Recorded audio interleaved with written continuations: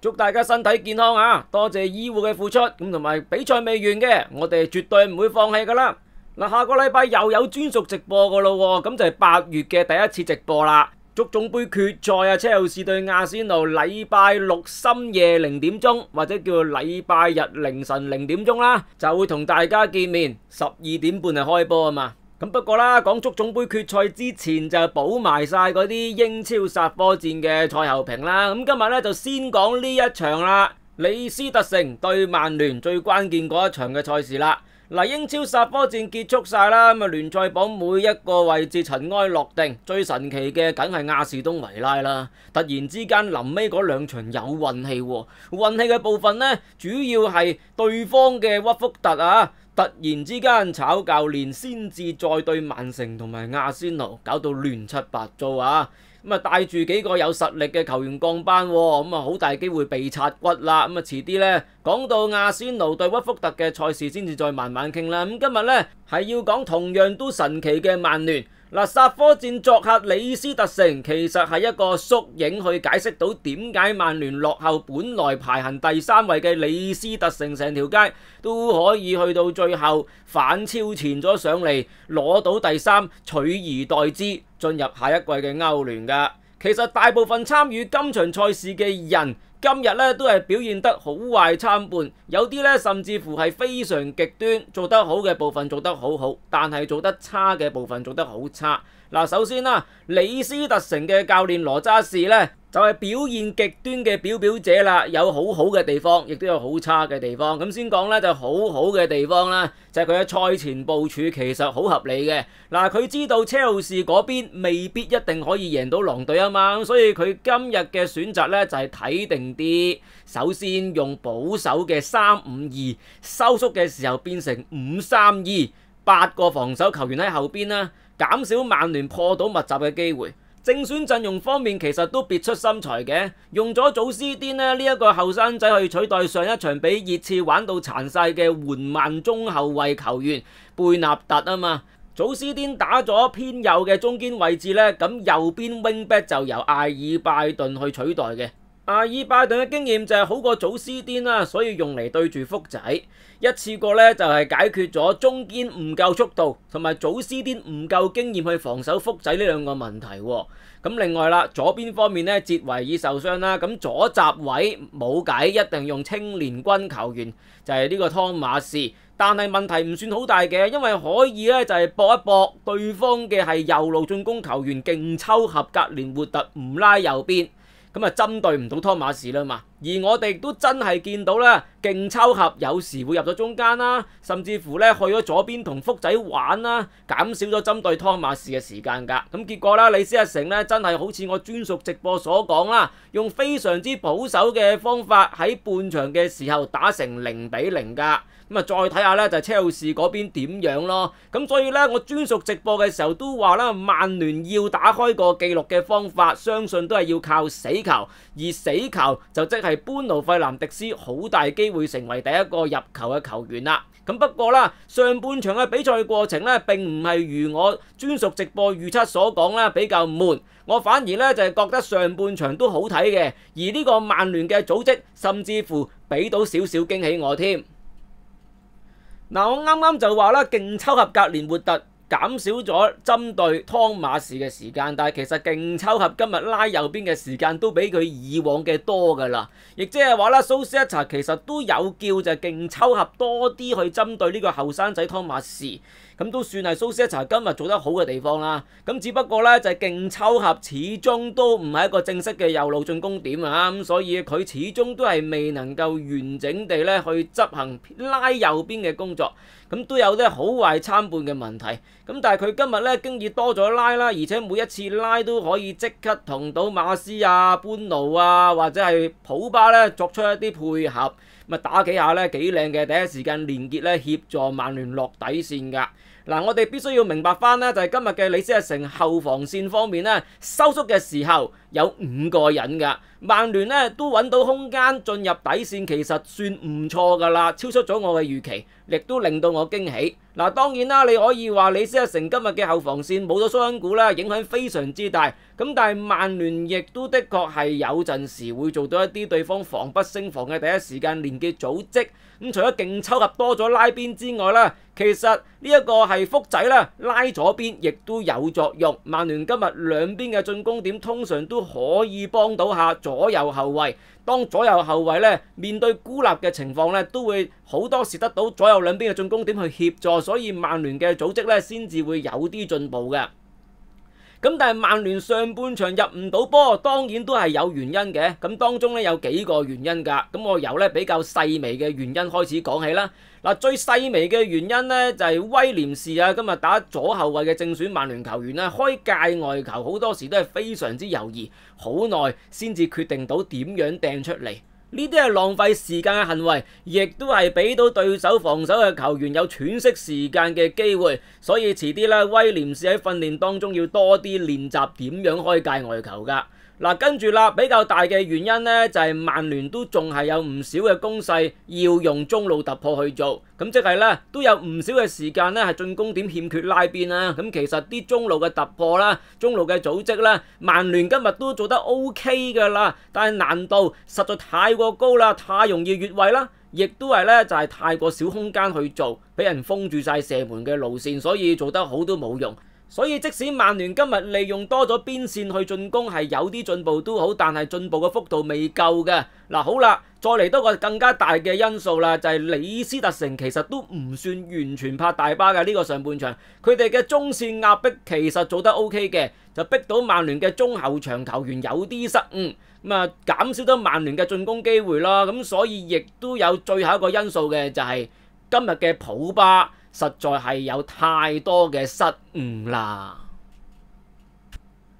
普巴今日嘅表現咧太過極端啦，佢啲長距離嘅連結算幾靚嘅，咁但係啲失誤咧都幾嚴重下。咁佢嘅失誤當然啦係同李斯特城嘅中線壓迫有關係，但係其實咧佢只要集中啲，唔好咁求其咧，好多時都可以避免到好多失誤嘅。因為佢今日咧又係有嗰啲咧喺後場嗰度冇選擇做最穩陣嘅連結方法，而係夾硬轉身又係咁樣失誤啊！又係咁樣失控球權俾對手啊！嗱，我講過啦，佢球季重開之後乖咗嘅，但係隨住佢嘅上陣次數越嚟越多呢，我哋就能夠越揾到佢嘅失誤，而且都係嗰啲屢見不鮮嘅問題。睇嚟都係江山易改就品性難移，都係嗰啲呢就好大意嘅失誤。我成日都講啦，就係天分幾高都好啦，級數幾高都好啦，多失誤嘅話都唔係呢世界頂級嘅球員嚟㗎。當然又係可以話上一場手球之後佢受到外間嘅批評，就唔能夠再專心作賽啦。咁雖然呢，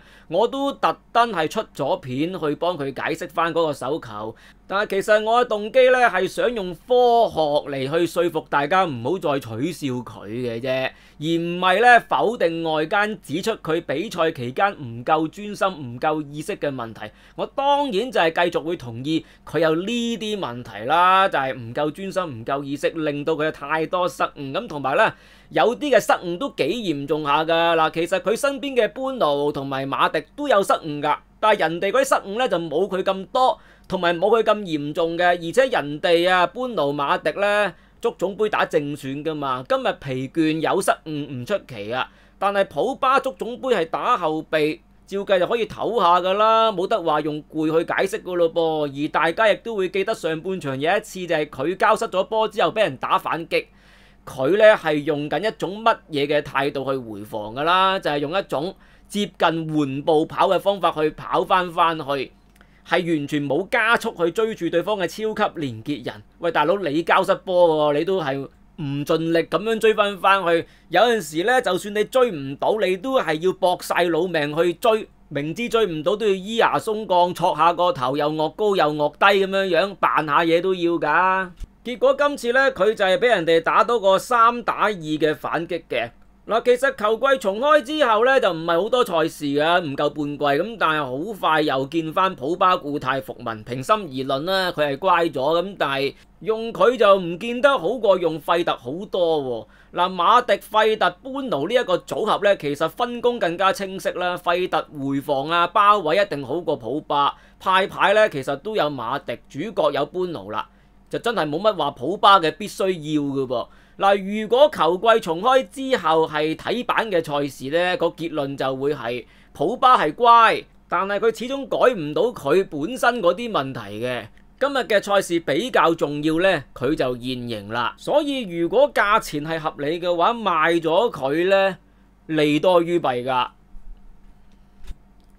你話如果班奴受傷，咁禁區頂嘅創造力又點算呢？我今日似乎見到個答案咯噃。就係我今日見到勁抽合其實有潛質做半主角內切入去禁區頂中間。嗱，支配力啊、速度、勁抽合就絕對夠晒㗎啦。咁只不過呢，就係有陣時見到今日嘅馬斯亞唔夠多做支點去幫佢內切。嗱，半主角同埋超級連結人嘅角色呢，其實有啲相似㗎。咁只不過呢，就面對密集同埋打快攻反擊嘅分別。但係你同樣都係需要支配力啊，同埋速度先至做到出嚟，而呢方面呢，就係勁抽合嘅強項。嗱，佢做到超級連結人，亦即係話咧，佢都有潛質可以做半主角。咁至於啦，講到佢在禁區頂嘅傳送能力方面呢，我就認為係可以嘗試練習嘅。如果成功嘅話，就係可以喺欠缺班奴嘅情況底下，利用勁抽合兼顧一下呢，就係創造力嘅部分。咁我唔懷疑就係勁抽合嘅視野同埋冷靜度嘅，因為我今日咧又見到有一嘢咧，佢一做咗嗰個動作出嚟之後，我即刻大叫4個字嘅聰明絕頂啊！嗱，微觀聲畫同步嗰邊有畫面咧，我可以更加清楚去解釋俾大家知啦。嗱，另外啦，曼聯打開個紀錄嘅入球咧，亦都係靠勁抽合壓迫搶到個波，咁佢可能下一季會大爆發都未定嘅。嗱，不過啦，唔好咁快講到曼聯下半場嘅入球先啊！我講咗半場休息嗰15分鐘發生咗咩事先。嗱，今日嘅問題就係半場嘅時候係冇發生過任何事，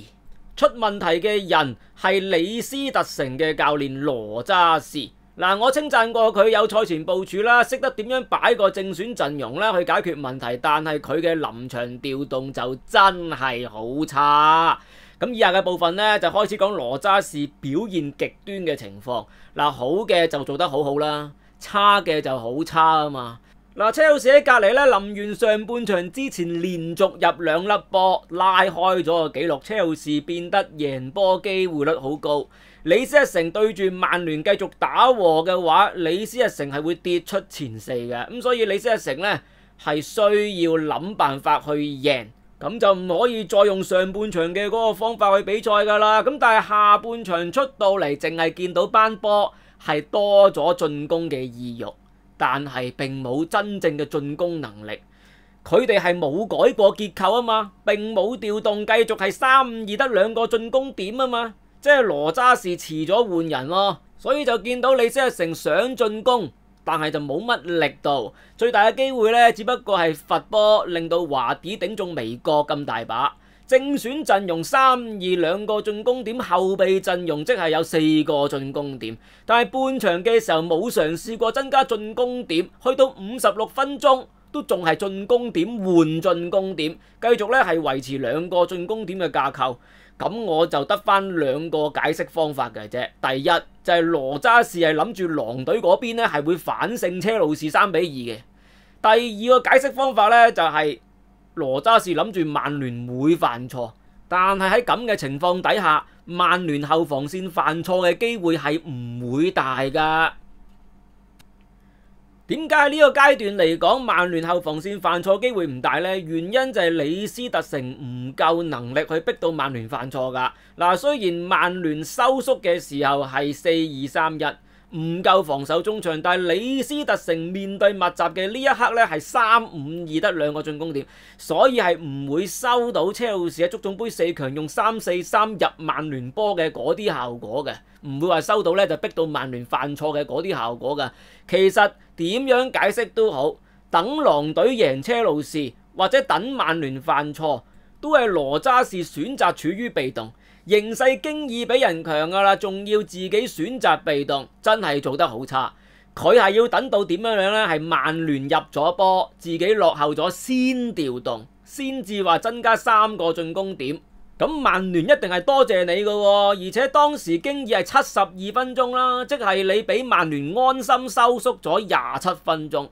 即係羅渣士足足浪費咗27分鐘，得翻最後嗰20幾分鐘去追呢，仲要欠缺馬迪臣。羅渣士咁嘅臨場應變能力就解釋咗點解利物浦係要去到今季先至可以攞冠軍啊！當年羅渣士執教利物浦又係俾人後來居上，冇咗英超冠軍。今季執教李斯特城又係俾人後來追上，同樣都係喺關鍵嘅賽事調動得好差。咁羅渣士教概念就幾好嘅，但係你要佢去到比賽途中作戰呢、應變呢、調動佢又唔掂嘅。不過啦，其實曼聯嗰邊嘅教練蘇斯一查都唔係話好得幾多嘅啫。嗱，人哋啦，去到72分鐘一換3個進攻點出嚟，蘇斯一查仲係繼續保持住4-2-3-1嘅結構，得2個防守中場，咁樣去收縮係唔夠防守力個噃，諗落都好牙煙啦。嗱，呢個連加特入到嚟取代勁抽合呢，充其量都係話揾個防守意識好少少嘅人落嚟，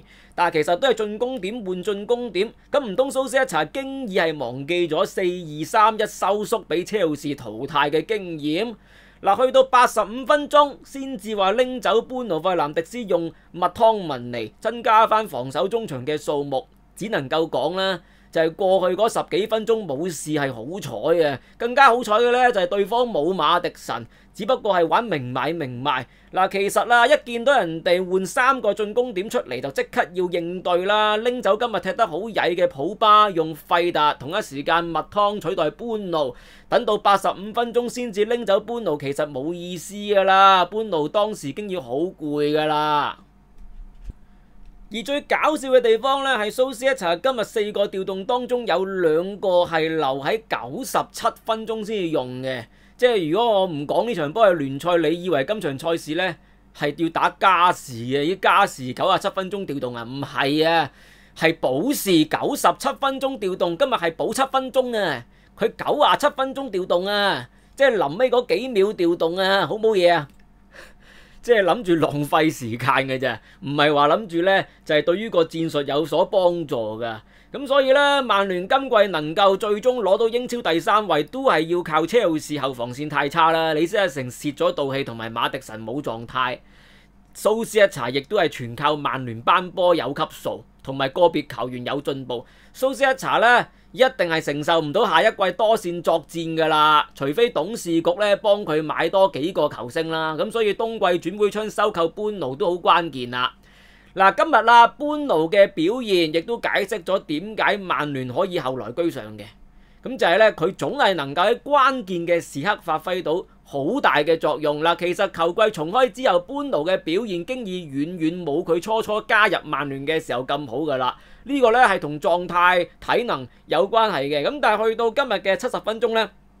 個機會突然之間跌咗落去佢隻腳嗰度，佢啊即刻可以傳到一個非常之漂亮嘅直線，揾到馬斯亞入禁區搏12碼，係第一時間傳送喎。咁仲要咧就係自己去操刀12碼冇甩拖嘅。咁佢咧入咗嚟曼聯之後咧，曼聯變咗第2隊波啦。咁所以咧佢係今季英超嘅最佳收購噶啦。嗱，最後啦，咁大家都係想我講嗰個人噶啦。嗱，咁今日咧我會選擇講佢個名喎，連加特啊嘛，係嘛？冇講錯啦，係嘛？太耐冇講佢個名，驚講錯啊，大佬。嗱，我今日係肯講翻佢個名咧，係有以下幾個原因嘅。嗱，首先呢，就係佢喺球隊需要收縮防守嘅時候，佢先至入嚟，所以個戰術就啱佢，就唔需要面對密集，咁佢就唔會成日入到中路做主角，佢會比較專注喺右路做防守，咁就唔會有太多嘅問題，唔會有太多嘅問題呢，我就唔會嬲嘅。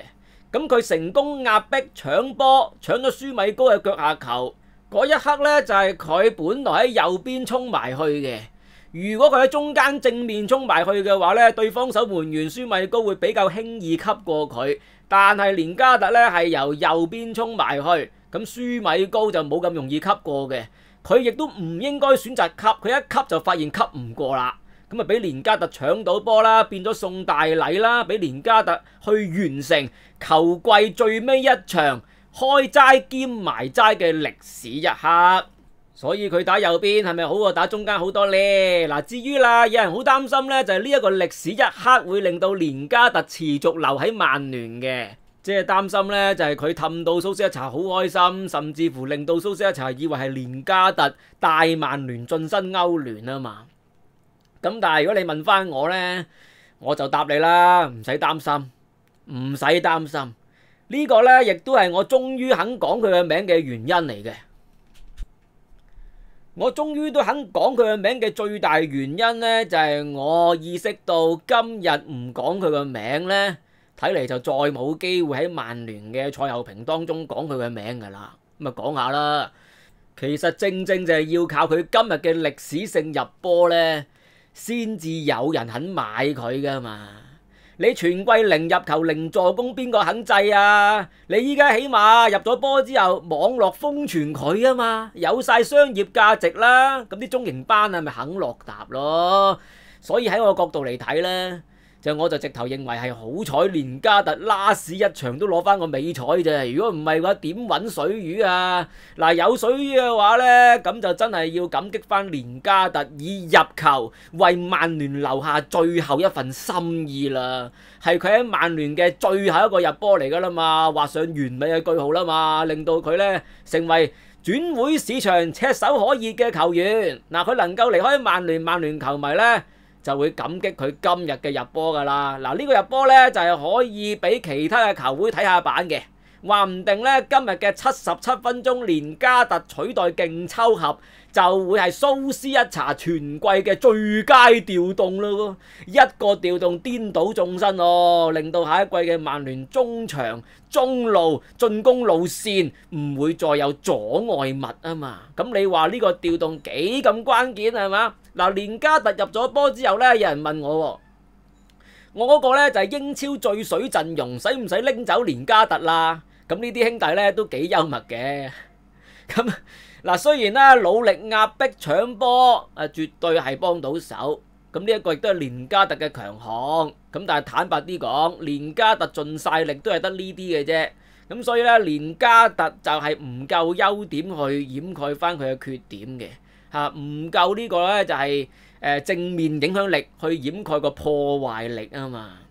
咁即係呢，留低佢喺度呢，始終都係唔着數噶啦。除非教練永遠都係識得擺佢去右邊，佢亦都呢就係識得盡可能留喺右邊，就唔好入中間搶班奴個主角位啦。咁先至話有得留低嘅。嗱，我一向呢都唔係話堅決要送走佢嘅，咁只不過呢，佢需要符合條件，可惜啦，佢經過咗雪藏之後呢，出翻嚟之後面對密集嘅時候，都係繼續同以往一樣，成個思路呢係冇改變過嘅。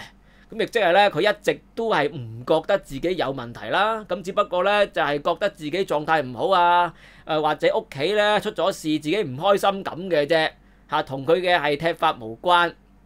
咁教練團隊亦都係唔發現連加特嘅踢法有問題嘅，咁啊唯有要送走佢噶啦。所以如果啦我以下所講嘅說話呢，就係最終極噶啦，去到最盡噶啦，講到聽住啦，就係如果我係連加特嘅老豆呢，咁我真係會好嬲曼聯嘅教練團隊或者青訓系統啦，由頭到尾都冇教好過我個仔嘅，教壞晒我個仔，就搞到我個仔呢就冇得做曼聯嘅傳奇人物。甚或之最衰都係費格遜，咁鬼早退休。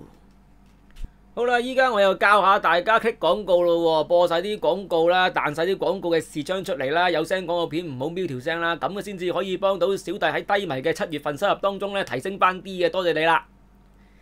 咁記得咧訂閱撳鐘仔啦，咁就係唔好裝檔廣告程式，播晒有聲廣告片，唔好瞄條聲啦。